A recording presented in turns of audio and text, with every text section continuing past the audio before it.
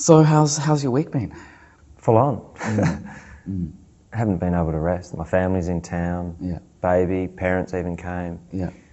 They were invited by Darius Miksis, Yeah, which he's is a great. Lithuanian Yeah. artist, and he invited all of the Australian artists' Yeah. parents Yeah. to Sydney. Yeah.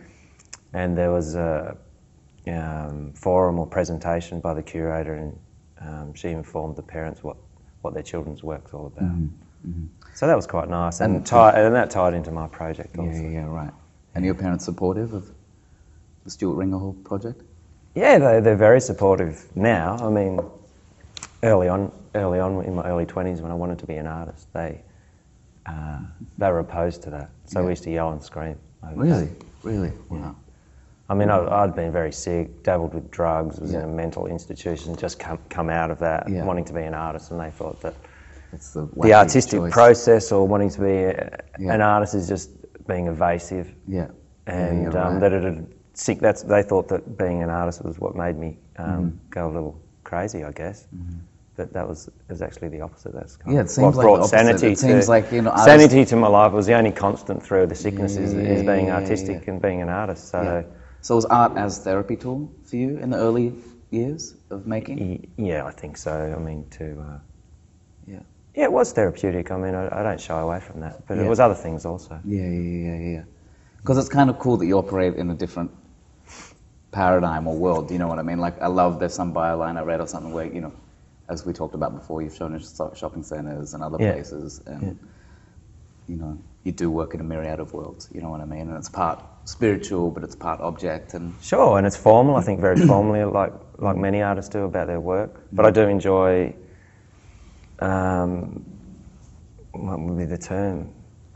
Associating with the non-art world, because I mean, they're some of the most beautiful moments. I mean, it's not about, I don't want fine art or contemporary art to be a subculture. I think it's... Sure, no, it's completely. Yeah. And the anger workshop, how does that fit into the whole Ringholt paradigm? How does it fit in? I did a workshop, yes, as you know. You did do a workshop. I got a lot yeah, and we can talk about that a bit later, maybe. How does it fit in? I've run workshops in the past in my studio, and so the anger workshops come out of an embarrassment workshop which I ran quite a few years ago now, and it was largely a discussion between about 20 people. The second one we did, and a couple of kids participated as well. They were about 13 and 14, and their father participated. So I was getting people to think about what embarrasses them in their life, and then we would tell stories about that. It was hilarious. And then it got a bit more serious. We got people to think about what their fears are in their life and to share those with the group. And then, so it's come out of that. I have a great interest in this fear. I mean, particularly living in the Howard years and his fear mongering. The fear years. The fear years, yeah. Yeah. Wow. And I'm also really interested in love, as I've kind of said before, but the whole tree in the ground idea is, for me, is just filled with such rich poetry in that concept. Like, I don't know, that original idea of throwing a tree in the earth and dropping a tree. Yeah, the idea is a guy walks up. I mean, I was invited early on to Carolyn's project, the Biennale. I think as you were, you probably had a 2-year lead-up time too, didn't you? Yeah. Which is kind of nice, and it has its pros and cons. It does. Like, you would work hard for a few months and then forget about it, and then it's kind of like, you're so solid with your idea, and then it's such pros and cons having that large leeway. Yeah. Because for me, I was just so solid about the idea, and it was this grand, multi-dynamic kind of project in terms of ideas that I was thinking about. And then it really consolidated for me once Cockatoo Island came on board and Caroline decided. How many projects did Caroline ask you to do? Just the one, or did she ask you to do a few? No, it was just, I mean, I've worked with her before. I worked with her in Italy in 2005 on her Triennale. Yes. Yeah. At the Castello di Rivoli. And I happened to be in Sydney a few years after that, and she was here, and she got in contact with me and saw a show that I did with the ABC and stuff, and she drove my car out, and she's like, "Tim, what's Australia? What's going on?" And we saw the show and had an hour drive out to Campbelltown. Yeah. And I was going back to LA a few months after that, and we just had a long chat, and she was like, "Well, what do you want to do with my project for the Biennale?" And I'm like, "Well, you know, I was thinking about death and, you know, like the end of the world and all these other things, just as a larger kind of idea. And I was also interested in, at that particular time, and still am, you know, the difference between the interface culture and the real world, and how minorities are kind of dealing with, you know, the internet age, for example. Yeah. So I went to California and interviewed a lot of blind kids and went to blind art classes and stuff. That's turned into a whole nother kind of project. So the beauty of this large leeway has led to a lot of other investigations. Yeah. So your project here, I'm going to put some context to it. You've worked with the Dogleg Tunnel on Cockatoo Island, which is a really interesting non-space, I guess, because it's effectively a joiner to other parts of the island. It's kind of it's a transient kind of space. Well, like you, probably the notion of, or with events like this, or like involving punters or people, and not necessarily art people or whatever, you know, I'm interested in that, in the sense that with a Biennale, I think successful Biennales, whatever that means, there's so many of them. I think the thing that I'm really interested in is things that operate outside of a normal space. Yeah. You know, different paradigms. That's why I'm interested in the outsider and things like that. But it was essentially, or, you know, really interesting. And from the get-go with Caroline, I was like, I don't want to do it in a museum. I want to do it somewhere else. So initially, I was looking at the old Hub Porno Theatre as a possible avenue to do a small intervention in that. Didn't want to compete with the space, but that real estate was like a crazy amount of money to get. But then, you know, months and months and months later, Cockatoo Island appeared, and I did many site visits alone and without Caroline. And then when me and Caroline went through it together, once it was confirmed, it was this awesome serendipity of, you know, all these spaces. We walked through the Dogleg at first. We both smirked, didn't say anything. She showed me a bunch of other spaces, many. I was kind of luxurious in that I happened to be here as an artist. Yeah. I don't think a lot of other people had that luxury in a sense. And then when the day ended, I couldn't get the Dogleg out of my head, and then we both kind of said it, snap, at the same time. The Dogleg is the... And she was like, yes, you know. Yeah. She really secretly wanted that for me, and I wanted it, and it just made sense. But it also, like, you know, the claustrophobia that existed in the work, you know, the story of the outsider and the ultra runner, I was thinking about that in a larger, wider context. So should we set the scene about what we've done? I mean, what your project is? Do you want me to tell Yeah, I'm getting that. Well, you know, with this, you know, like originally it was going to be this, I had this idea of this concept of ultra runner, which is a man that's just running forever, like running through the earth forever and there's no end. Yeah. And it came from just a scene I saw in California about 5 years ago. California, like Hollywood, was set up because it's got such terrific light. Yeah. So, for example, you know, in a visionary way or an aesthetic way, the homeless, you know, because the sun is so kind, everyone kind of inherently looks kind of healthy in a really bizarre way. So twice in my life I've seen these scenes in LA of these guys that I just describe as super athlete ultra runners, and they're basically homeless men who really look as if they've been running forever. Long beards, like He-manic, like just the strongest guy you've ever seen. Fittest you've ever seen, but just surviving. And homeless. Yeah, but they're just running, you see. But they're surviving off the spills of culture. They're surviving off like refill, like Coca-Colas and jellies from, you know, I was having coffee with a friend in this place called Silver Lake, and it's kind of very Hollywoodish, and, you know, one of them ran past and just grabbed jellies from the table instead of like water, you know what I mean, when an athlete's running. That's his energy to survive on, you know what I mean? And he's still running. He's homeless and he's running. But running forever. It was just the most bizarre, kind of gorgeous, poetic scene I've ever seen. Just because the strength of this person, who's not surviving off what athletes are surviving on, and not surviving off what you and I are surviving on. Well, this is interesting, I guess, because the video it's hidden on in one of the entrances to the Dogleg Tunnel. A lot of people probably haven't even seen the video. And I mean I mean I could put arrows in there or whatever. But no, I think it's beautiful the fact that you can find this space, and but the image is silent in many respects. Yeah, completely. And it's fractured by this, you know, rusted cyclone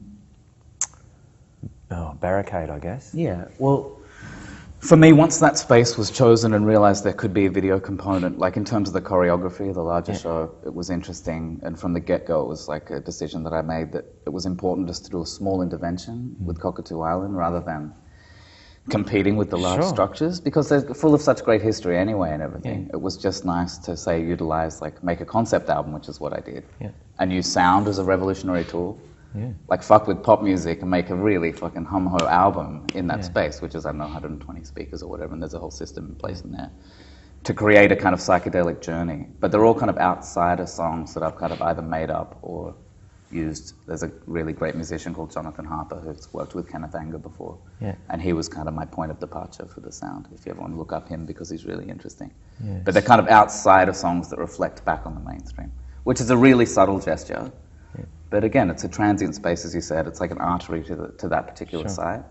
And you can like happily walk through the tunnel and get the stereo feeling and the songs kind of appear, or you can stay in there for an hour and actually hear the song. So in some but way, I can't direct that. You know? So in some ways you've created a pipe speaker or a large didgeridoo to sound the image. Or a large lounge room. You know, like just a large lounge room of sound, even though you're not sitting down or anything. Yeah, and there's splits within this, within the dogleg tunnel. I mean, you have the panting of the runner at one end, and at probably 70% of the rest, or 75% of the rest of the tunnel, you have the, you term sort of B-side references or pop tunes. Sound installation, Yeah.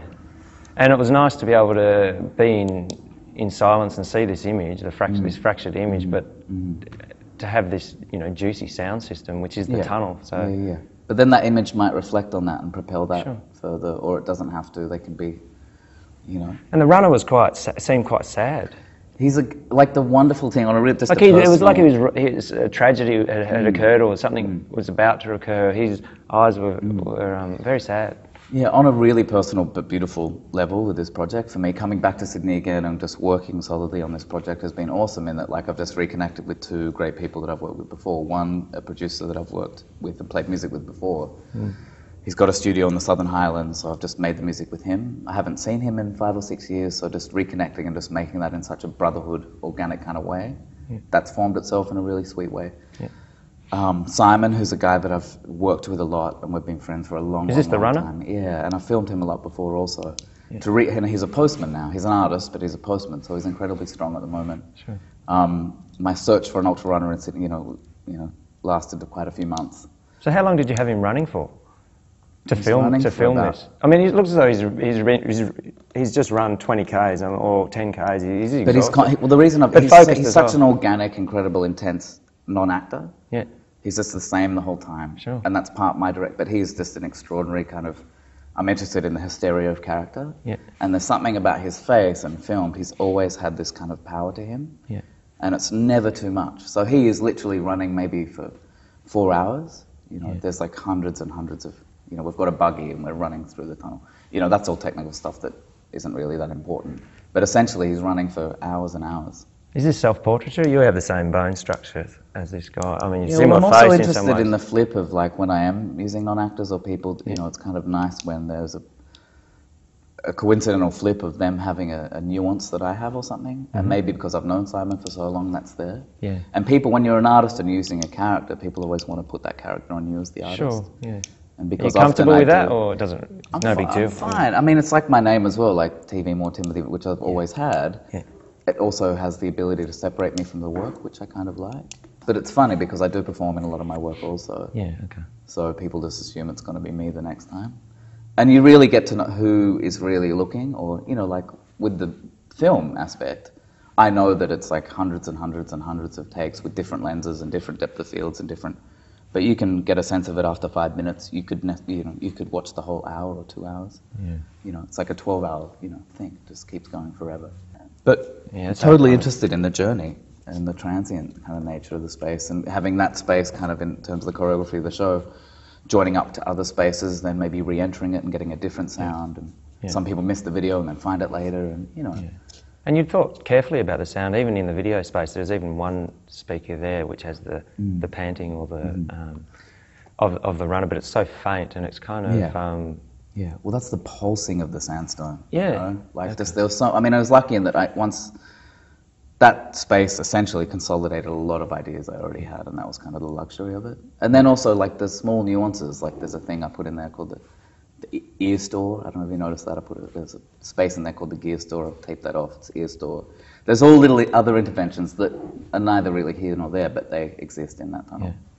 Because I could have done so many things within that, but it's kind of wonderful to keep it bare.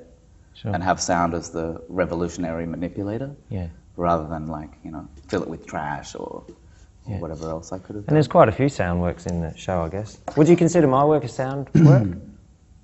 What's wonderful is that when I was first the other day looking for the space of where it was, because obviously I had a map or whatever, but hearing them yelling at each other from the television. I haven't been there when a workshop's taking place, so I don't know what that's. I'm kind of interested in that as well. What the public are hearing from the outside. Because I conceived it as a speaker box, and I was quite a little disappointed when I came up for the site visit and Carolyn said, no, it can't be freestanding, we don't have enough space. Yeah, right. So, but the sound's great in there, it's fine. Yeah. I think formally it's kind of great, but I'm kind of interested in, like, you're an orchestrator in a sense of the performances. How do you see it operating when you're not there or not orchestrating? Do they just work as objects, do you see, like sculptures, or...? I guess there's maybe two works.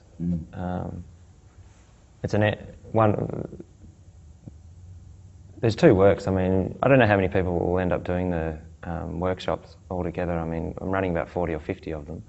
And if that's 500 people, I'm making a work for 500 people. And then, you know, the rest of the thousands that come through the Art Gallery of New South Wales, there's a work there also, which is an empty room, poster on the wall advertising the workshop, and a video component which runs for 5 minutes. And a lot of people really, I mean, looking at the poster, they don't know whether it's serious, whether I'm taking the piss, etc., whether I'm being ironic. But when I'm there half an hour before, sort of spruiking this thing, like come and do the workshop, I'm just pulling people. It becomes very real. Yeah, it becomes real, and there's sort of this switch, so I'm pulling people in, and the majority of the people that are doing the workshop haven't even heard about it. And, you know, a lot of 18-year-olds, 20-year-olds are doing it, which has surprised me. I mean, it's not cool to do an anger workshop, it seems, but younger... Yeah, what I like, there's also kind of a nice, interesting symmetry of your piece and my piece in that, like, once, for me, like Cockatoo happened, it was kind of great to realise that kids and adults can camp there for the weekends, not necessarily just about the art, but it had this completely different audience. And they're going to be bumping in and experiencing art that they might not usually do. And it's the same with your work in that, like, it's the art gallery, sure, the Biennale's on and it's great, but I'm sure there's just a lot of walkthroughs who just kind of, oh wow, you know, they're kind of bumping into it, and then they're actually involved in the piece, you know? It's bizarre. I mean, just, I'll ask people, do you want to come to a talk and do a workshop? And there's oh, okay. It's same what happened yesterday. There was an old couple in their 70s, I remember yesterday, and you went outside to get some more people, I guess, and there was a healthy number in there. There was like 18 to 20 people, I think, or something. And they were talking, and once they were really excited about it, and then they started reading on the wall, and then they started looking at the video, and the fear set in. And then when you closed one of the doors, they really started to freak out, because I think they just took the word anger really literally, and I remember the woman saying, I don't want to get angry today. And they kind of bustled out without a further conversation, you know. And the interesting thing, or the other interesting thing for me, which I've learned about the project, is titling the workshops. I've titled it Anger Workshops, but I'd also considered titling it a Kindness Workshop. And in one of the workshops, there was an odd number of people that participated. There was 9, so we use pairs in the workshop. I don't know whether we did in yours, but we pair people off and ask them to get angry for 5 minutes and then be loving for 5 minutes. So the workshop's really about kindness. Right. And in this group of 9, in doing the hugging and telling the people, you know, a stranger that you love them, was interesting. Everyone's torso was of the same size. It was like hugging the same person. Yeah, wow. So then I was talking to one of the people that participated, and I said, well, we'd run about 5 or 6 workshops, and everyone that was coming were really quiet and quite introverted and genteel types. And we were talking about this, and I said, well, I was expecting, you know, really quite, not necessarily angry people, but maybe the extrovert or the confident people coming in and doing the workshop. And she said, no, do you know what? I don't think angry people will probably come to your workshop because they already know about anger, and so it doesn't engage the intellect, they won't come. People that aren't angry will be interested, the intellect will be engaged, and they'll think, well, I'm interested, what is anger? You know, maybe I'll come along just out of general interest.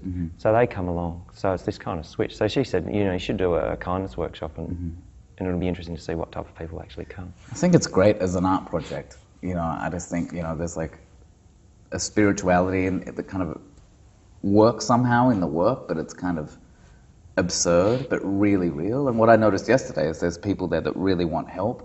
Like there was the yellow woman yesterday who was just really wanting help, you know. This is the woman dressed in orange? Yeah, and really engaging in it, you know. And then there's the teenagers who are kind of really not sure, but by the end really into it. And then it's like an interesting dichotomy of conversation of how different people in that kind of structure operating within it. And tell the story. I mean, this woman dressed in orange. I mean, She's amazing. That was cool. That was amazing. I mean, there's a lot of synchronicities. I mean, we talk about those. Completely. Yeah. But so when I went to the space, there was this orange, yellow woman, just head to toe colours, which is awesome. Yeah, it was. It was and then she started talking and raving about, this psychedelic tunnel that she'd just been in at Cockatoo Island, and how it was great for her psychotherapy, and she's going to bring a therapist in there and bring a chair. What did she tell you? Oh, she just said, like it's better, like she's had therapy her whole life, she'd been abused, and this experience had been really helpful. Opened up. Which is kind of amazing, and I'm like, well, that's cool, but now, you're in Stuart's piece now. Yeah. So our artworks in some way have really kind of helped somebody, which is, I don't know, kind of awesome, in a sense. And then she participated in the workshop, and I really believe she got a lot out of it. Yeah. Yeah. But as did I, and just the dynamics that were at play. So what happened inside you? I mean, did you have... Well, for me... Was there a lot of fear to start with? Because I'm not really an angry person at all in any way, but I had a bit of an angry morning. Yeah. And I don't know why, anyway. And which happened to be an appropriate time for me to do an anger workshop, I guess. Yeah. So, and my expectation, I just wasn't sure what to expect. Yeah. And how seriously I would engage in it, and, how much do you want to give to an art piece, all these things you're thinking about. Yeah. And just meeting you and whatever, and how do I engage it? But I just let it all go and just thought, I'm here, dude. Get into it. I'm ready, which was great. And, And you could belt it out. You really got into the chest. Of course I did. And I loved it. What else, it'd just be a waste of time for everybody if I didn't really participate in it. Sure, you might as well. It's 10 minutes. I did. I took it seriously, and it was good. And then, but it was, at the end of it, with any of those things, my kind of cynicism or whatever else that does kick in at the end. For example, when the hugging started, there was a young gentleman who was about, I'd say, 18, 19. He was excited and looked at me and chose me as his hugging partner, and I thought, wow, that's pretty brave for a young guy to embrace. So I thought, cool, ready for the love. And then when we began hugging, he just wasn't there at all. It was like, I'm not gay. A stiff hug. I'm not gay. It was just kind of awful. And we're hugging for 5 minutes or whatever it was. Time disappears in that space. And that wasn't, that was kind of interesting because I could feel him tense up, and I don't really believe he knew what he was in for. Yeah. But still, it would probably dawn on him a week later or whatever. Yeah. But then the next hug was like a melting moment in my arms of this little more restful girl. Yeah. And it was great, it was good. But time disappears in that space once, like you've given everyone the run through, and then there's a 20-minute shop. Then it's like half an hour's kind of gone. Yeah. I think if you let go, Yeah. But as an art piece, it's kind of, it's I don't know where it sits as an art piece, I mean, these questions arise, But, I've enjoyed the process of being around all these groups of genteel people every day, and then being real. There's no bullshit in that space. You can't fuck around. There's no, there's the identity can shed itself, has to shed itself fairly quickly. There's no hiding in there. Yeah. And I like your structure, how ordered you are, like you are the orchestrator. Yeah, I was a bit bossy, aren't I? In there. But I think it kind of has to be that, or otherwise the suspension of disbelief just. Yeah, people start to become a bit chatty, when's this going to end? This is silly. Oh, I like the discipline. It's good. And when the door shut, I think that's when people really realise, oh, fuck, And it was terrific that the security guard from the art gallery... 2 security guards have participated already from the art gallery. He was great. He was into it. He enjoyed it, didn't he? Yeah. But then the irony is he was guarding your space outside directly after, and he had a sense of calm, I guess. He was quite peaceful. Yeah. My partner participated in the workshop. I wanted to do a few of them because we can get pretty volatile in our relationship. And she said to me weeks ago, she said, I don't think I can hug strangers. Yeah. I think that's going to be really difficult for me. And being angry, she thought, oh, that will be easy. And when she became angry, she was like screaming in this high pitch like a little girl, which really surprised me. Wow. There wasn't this kind of intensity of anger, which really surprised me. And she thought that she was really angry. But, she wasn't being... It's difficult. And then on cue to be angry. I mean, it's kind of hard. And then when we got to the loving section of it, where she had to hug someone, there was I'd say the woman would have been about 70, probably the oldest of participants in any of the workshops. And the woman said, I've got 2 daughters, they're not in the country, I really miss them. This will be fantastic to hug you, you look like my daughter. Yeah. So they embraced, and Lainey was there was no fear whatsoever. So there's this complete reversal of, the workshop wasn't anything what she anticipated it to be, and And that's why in some ways there's two works. There's a work really just for the people that participate. Depends on the dynamic, who's there. Like you got to hug, you know, the 18-year-old. Yeah. I'm not gay, dude. Yeah, which is good. I mean, you know, but he would be thinking about that today. You know what I mean? Like, wow. And maybe he'll come back and, you know. But do you have you ever seen people coming back? No one's repeated, but a few women have said that they'd like to come back. And I'm particularly interested in the responses of, say, 40 or 50-year-old women. Like one particular woman, we're talking about the anger phase, she said, "This is fantastic because I live in a household with a lot of dominating men, and I've just been simmering for 20 years. And to be able to that's a long simmering raise the bar and really, you know, get into the anger, she thought it was fantastic. And we don't have the opportunities to do it generally, so it's providing an opportunity." And the broader show, how have you found it? And the broader show, How have you found it? Look, Cockatoo Island, I mean, it's a big program there. There's that much video. I mean, you haven't even seen the top of the island yet, and there must be a dozen video works. Richard Bell's work's fantastic. I saw that yesterday. This black humour is great.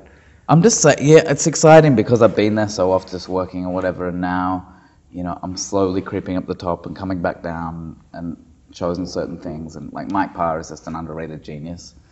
But you know, it's on for a few months, and I want to, you know, I've got be gentle about the way you. Yeah, but also pressure. It's not a quick fuck, you know. It's a slow burn. But no, it was important for me in the sense that, you know, to see the smaller, you know, to start with the small, you know, be in the vein of Cockatoo, then go out and see the art gallery and art space and the MC and see it all coming together in Caroline's kind of dynamic curatorship, and can really see it as one thing. But I don't want to get too excited, you know. That's why it'll be nice, like in a month's time. Oh, Tim, what do you know? Can't get any work done in the studio. Just to, on my own, catch a boat out to Cockatoo and just engage with a piece I haven't actually really engaged with. And it is that type of show. I mean, you could spend 3 or 4 weeks full time looking at the show.